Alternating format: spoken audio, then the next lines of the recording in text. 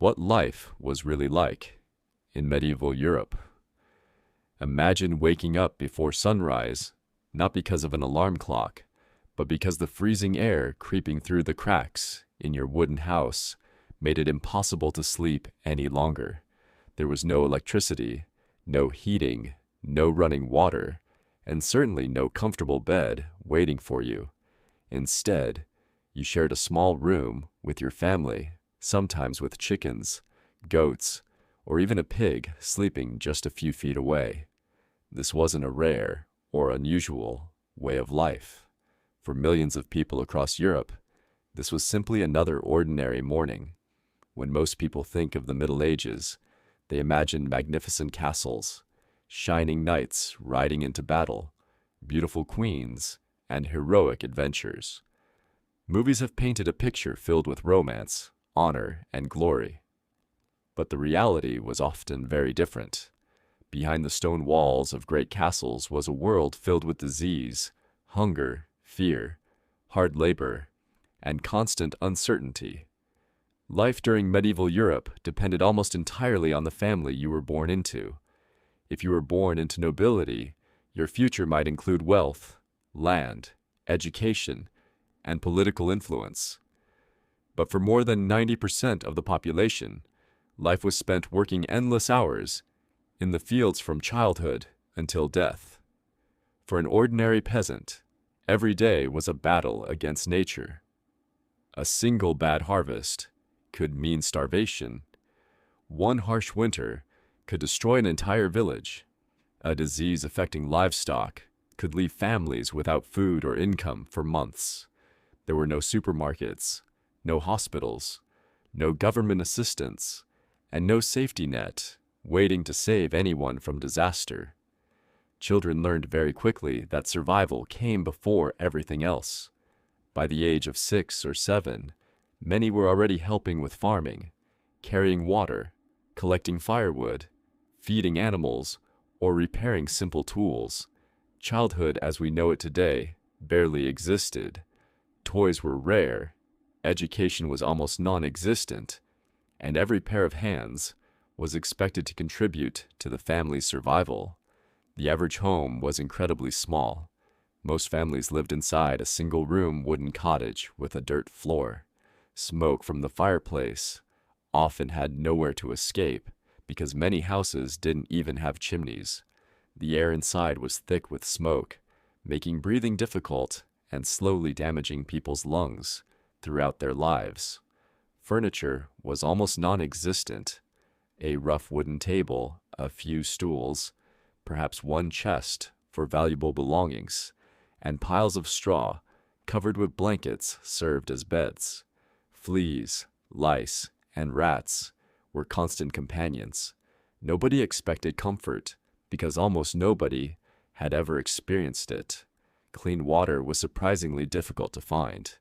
Rivers and streams often carried waste from nearby villages.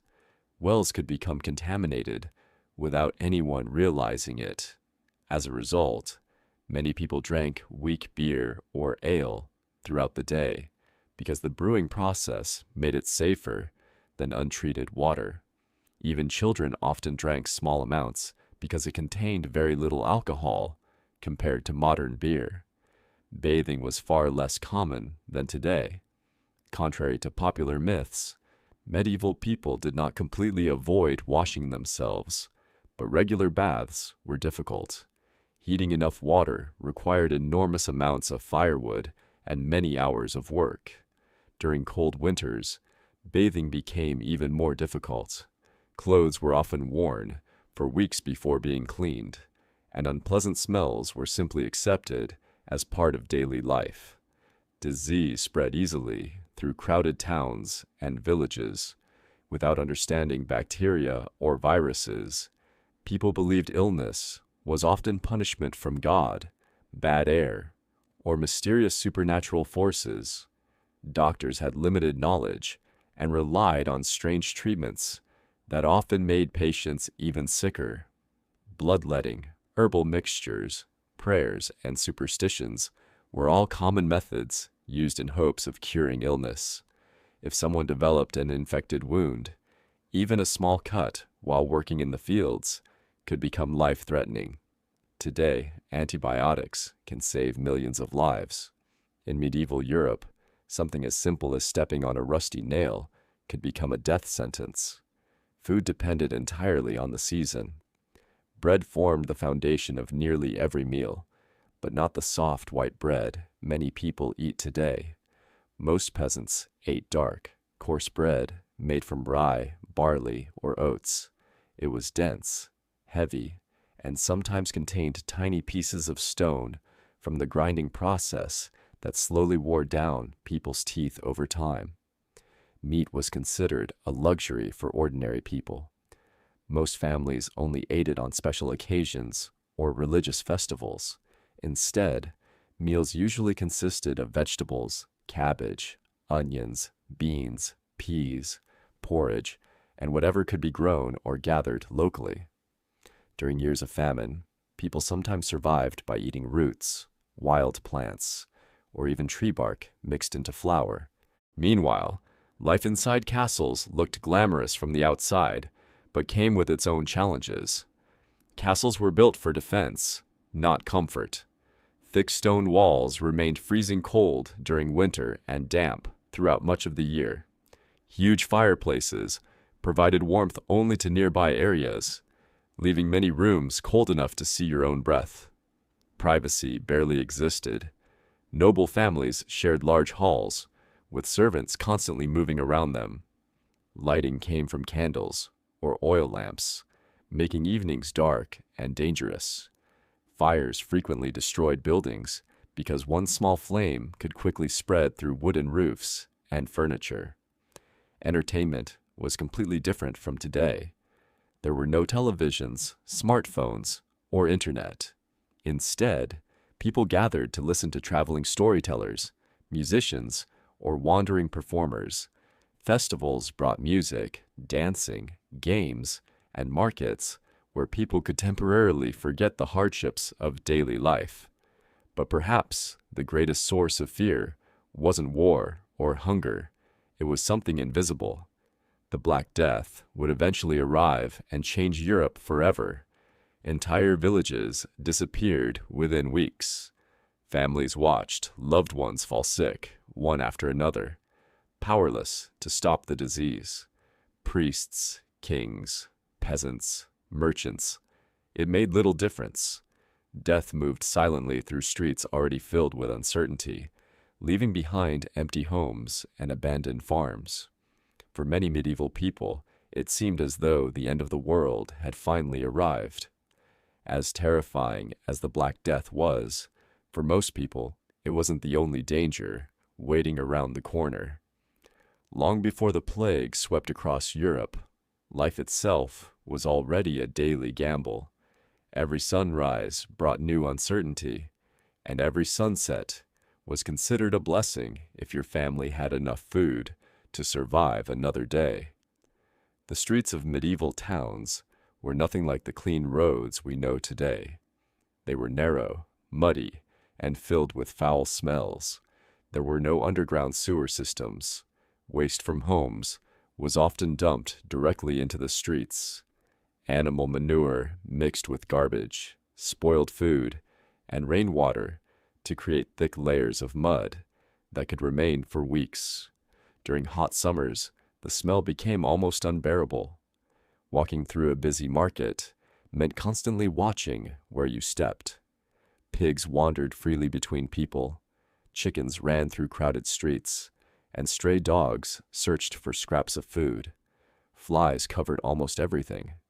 Merchants shouted to attract customers while blacksmiths hammered glowing iron just a few steps away.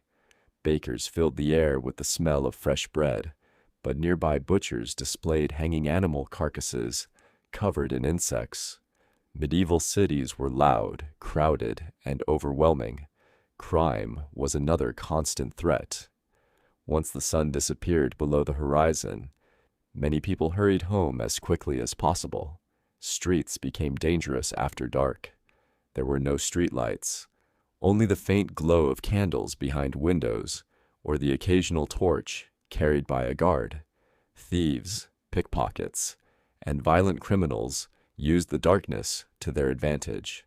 If you were robbed, there was little chance of recovering your belongings. Local authorities were limited, and justice depended heavily on who you were. A wealthy noble often received far better treatment than a poor farmer. Punishments were designed not only to punish criminals, but to frighten everyone else into obedience. Public executions became major events. Entire villages gathered to watch criminals hanged, beheaded, or burned alive. Children stood beside their parents, watching as justice was carried out before huge crowds. For medieval society, these spectacles served as powerful reminders of what happened to anyone who challenged the law. Some punishments seem almost unimaginable today. A thief might lose a hand. Someone accused of counterfeiting coins could be boiled alive. Those found guilty of treason often faced long, painful executions meant to send a message to the entire kingdom. Religion influenced nearly every moment of daily life. Church bells controlled the rhythm of the day, calling people to prayer from morning until evening. Nearly everyone believed deeply in heaven, hell, angels, demons, and miracles. Life on earth was often viewed as only a short test before eternal judgment. The local church was much more than a place of worship. It served as the center of the community. Weddings, funerals, baptisms, public announcements, and festivals all revolved around it. Priests were among the few people who could read and write, making them some of the most educated individuals most villagers would ever meet. Yet religion also inspired fear. Many believed that strange illnesses, failed harvests, or violent storms were signs of God's anger. Others blamed witches, curses, or evil spirits for disasters they couldn't explain. Accusations of witchcraft could destroy lives, especially in later centuries, when fear and superstition spread rapidly through communities. Women faced especially difficult lives. Most married young, often in their mid to late teens, and many spent much of their adult lives either pregnant or caring for children. Childbirth was incredibly dangerous. Without modern medicine, infections and complications killed countless mothers every year. Children faced equally harsh odds. In many regions, a significant number died before reaching adulthood because of disease, malnutrition, or accidents. Families often had many children, partly because they knew not all of them would survive. Marriage itself was usually less about romance than survival. Families arranged unions to strengthen alliances, secure land, or improve financial stability. Love sometimes grew later, but it was rarely the deciding factor. Even the powerful were never truly safe. Kings feared betrayal. Nobles feared assassination. Knights feared dying on distant battlefields. A single political mistake could cost an entire family its wealth, or its life. And then there were the knights themselves. Popular culture imagines fearless warriors in shining armor, rescuing the innocent, and living by a noble code of honor. Reality was far more complicated. Becoming a knight required years of training beginning in childhood. Boys from noble families started as pages, learning manners, combat, riding, and weapons. Later they became squires, serving experienced knights before finally earning their own spurs. Their armor looked magnificent, but wearing it for hours was exhausting. Battles were chaotic, terrifying, and brutally violent. Swords were only one weapon among many. Spears, axes, maces, and warhammers often caused far more devastating injuries than the elegant duels shown in movies. Most soldiers were not heroic knights at all.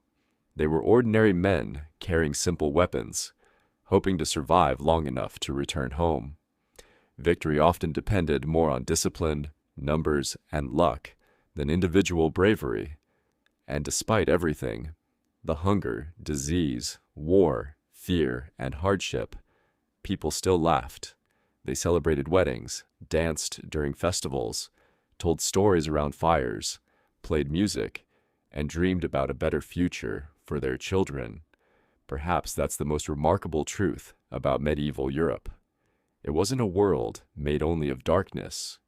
It was a world filled with ordinary people doing everything they could to survive, to love, to hope, and to build lives under circumstances that would seem almost unimaginable today. The Middle Ages were not simply an age of castles and kings. They were an age of resilience. Every loaf of bread earned through months of labor, every child who survived another winter, every harvest that escaped famine, and every peaceful year without war was a victory. When we look back at medieval Europe, it's easy to see only the battles, the castles, and the crowns. But the true story belongs to the millions of ordinary men, women, and children whose names were never written into history, people whose daily struggles built the foundations of the modern world. Without their endurance, sacrifice, and determination, Europe as we know it today would never have existed. Looking back, it's easy to see medieval Europe as a world of castles, kings, and legendary battles. But for the vast majority of people, life was defined not by glory, but by survival. Every meal was earned through hard work, every winter tested their endurance, and every new day was a gift they could never take for granted. Despite war, disease, famine, and unimaginable hardship, they continued to build families, communities, and the foundations of the world we know today. The Middle Ages were not simply an age of darkness. They were an age of resilience, sacrifice, and determination. And perhaps that's the greatest lesson history leaves us with. Even in the harshest conditions, humanity always finds a way to endure. Thanks for watching, and if you enjoyed this journey into the past, don't forget to subscribe to History Unfolded for more stories that bring history back to life.